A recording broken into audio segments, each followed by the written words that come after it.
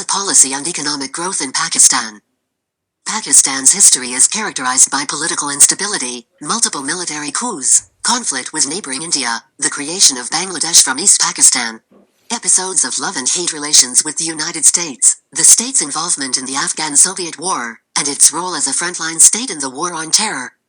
Furthermore, two massive natural disasters, a 7.9 magnitude earthquake in October 2005 and unprecedented floods in July-August 2010, accompanied by internal security hazards, ethnic strife, energy crisis and global economic recession have undermined the continuation of development policies.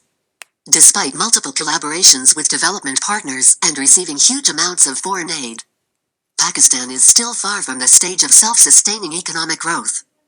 A regime analysis tells us that the average GDP growth rates were higher during the military governments as compared to the tenures when democratic governments were in power. Pakistan entered the 21st century without a comprehensive action plan.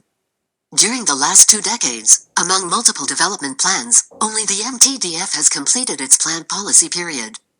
All plans, except the framework for economic growth, were formulated keeping in view the MDG and SDG. Limited attention was given to the indigenous approach towards the public policy. Priorities of projects and programs have replaced the formulation and implementation of policies in Pakistan like the Public Sector Development Program. Among others, leadership visibility for political reputation and public appreciation becomes an important factor to influence government's priorities.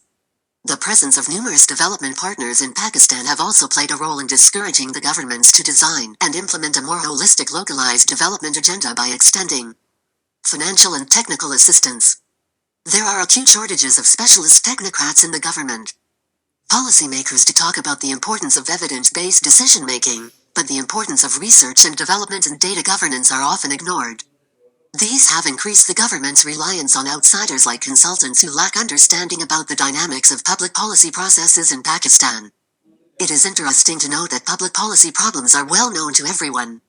The problem at large is how to reform in such a way to improve the functioning of the government in general and public service delivery in particular.